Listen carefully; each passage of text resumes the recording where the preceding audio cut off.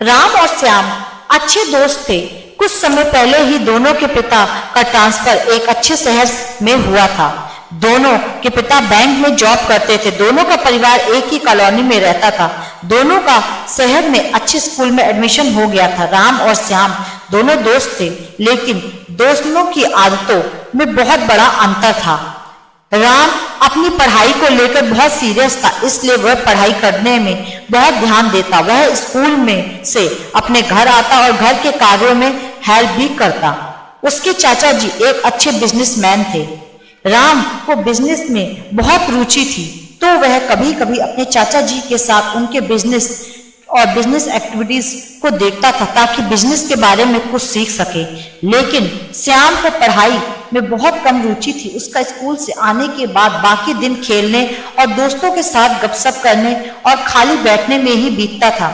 School में बहुत से बच्चे श्याम को ज्यादा पसंद करने लगे, क्योंकि वह स्कूल में खूब मौज मस्ती करता था। अपनी अपनी आदतों की वजह से दोनों के बीच दूरियां बढ़ती चली गईं। श्याम और उसके दोस्त राम का मजाक बनाने लगे। कभी कभी ही राम की मजाक बनाते समय कहते कि यह तो हमेशा या तो पढ़ता रहता है या फिर किसी और काम में लगा रहता है। अबे यही करता रहेगा तो एंजॉयमेंट कब करेगा। राम उन्हें समझाने की कोशिश करता कि एंजॉय तो कभी भी कर लेंगे, लेकिन अभी तो कैरियर बनाना है। लेकिन श्याम और उसके दोस्त उन पर बहुत हंसते और कहते, अबे अभी से स्ट्रगल करके क्या होगा, यह उम्र एंजॉयमेंट की है। अभी लाइफ एंजॉय नहीं करेगा तो क्या बूढ़ा होकर करेगा। एंजॉय कर एंजॉय, बाद में तो जॉब करनी है, फिर समय कहाँ मिलेगा, तब तो लाइफ में स्ट्रगल ही स्ट्रगल होगा। लेकिन इतना सब होने के बाद भी राम उन्हें समझाने के अलावा और कुछ नहीं करता। ऐसे ही समय बीतता जा रहा था। राम और श्याम दोनों की स्टडी पूरी हो चुकी थी। यह वह समय था जब राम के पिता का ट्रांसफर किसी दूसरे शहर में हो गया, और कुछ ही समय बाद श्याम के पिता का भी ट्रांसफर किसी दूसरे नए शहर में हो गया। कुछ ही दिनों में दोनों एक दूसरे को भूल चुके थे। समय की गति बहुत तेज होती है। 6 साल बाद एक घटना हुई। दिल्ली की एक बहुत बड़ी कंपनी की बिल्डिंग में एक नव युवक ने बहुत ही तेजी के साथ कदम रखा। वह अंदर गया और एक कुर्सी पर बैठ गया। आज उसका जॉब का इंटरव्यू था।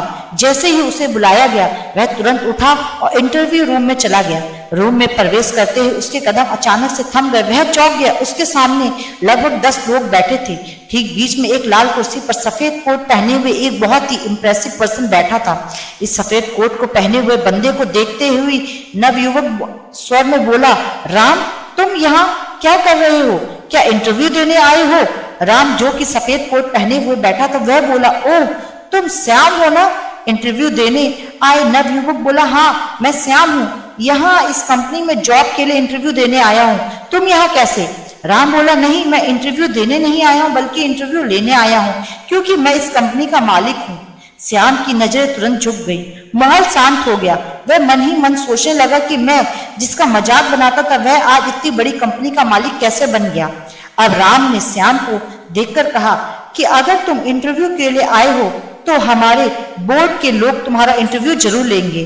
अब बोर्ड के अन्य लोग श्याम का इंटरव्यू लेने लगे। 5 मिनट बाद ही बोर्ड के लोगों ने श्याम को रिजेक्ट कर दिया। कहा, आपके पास जो डिग्री है वह यह बताती है कि आपकी स्टूडेंट लाइफ बहुत कमजोर रही है। आपके पास कोई जॉब एक्सपीरियंस भी नहीं है, अतः हम आपको जॉब में नहीं रख सकते। श्याम तुरंत राम की तरफ मुड़ा और राम के सामने रोने सा मुंह बनाते हुए बोला, मैं पिछले 3 साल से जॉब के लिए स्ट्रगल कर रहा हूँ। बहुत सी कंपनियों में इंटरव्यू दे चुका हूँ, लेकिन सभी जगह पर रिजेक्शन हो चुका हूँ। तुम मेरे दोस्त हो, कृपया मुझे नौकरी पर रख लो।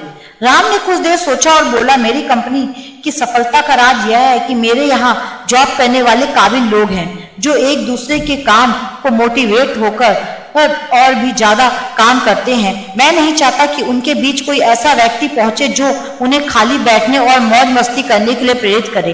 अतः मैं तुम्हें जॉब पर नहीं रख सकता। बहुत दुखी होते हुए श्याम बोला, तो क्या तुम अब कहीं जॉब नहीं मिलेगी मुझे? क्या मैं ऐसे ही जीवन भर स्ट्रगल करते रहूंगा? तब राम हल्की सी मुस्कुराहट के साथ बोला, यही जीवन का सच है मेरे दोस्त। मैंने अपनी स्टूडेंट लाइफ में बहुत स्ट्रगल किया, ताकि मैं पूरी जिंदगी खुशहाल और मौज मस्ती से बिता सकूं और एक सफल व्यक्ति कहा जाऊं। तुम अपनी स्टूडेंट लाइफ में मौज मस्ती खेल में बिता दी, परंतु तुम्हारे ये सामने अब तुम्हें जीवन भर स्ट्रगल करना होगा। मैंने जो चुना वह मुझे मिल रहा है और तुमने जो चुना वो तुम्हें मिल रहा है। तभी श्याम वहां से उठा और ऐसे चल दिया जैसे जीवन भर संघर्ष करने के लिए वो संकल्प ले चुका हो। इस कहानी से हमें यह सीख मिलती है कि या तो जीवन में उस समय जब आप स्टूडेंट हो तब स्ट्रगल कर लो ताकि बाद में पूरी जिंदगी मौज मस्ती के साथ खुशहाल सफल जीवन व्यतीत कर सको, या फिर जीवन में उस समय जब आप स्टूडेंट हो तब मौज मस्ती और आनंद ले लो और बाद में जीवन भर संघर्ष करते रहो।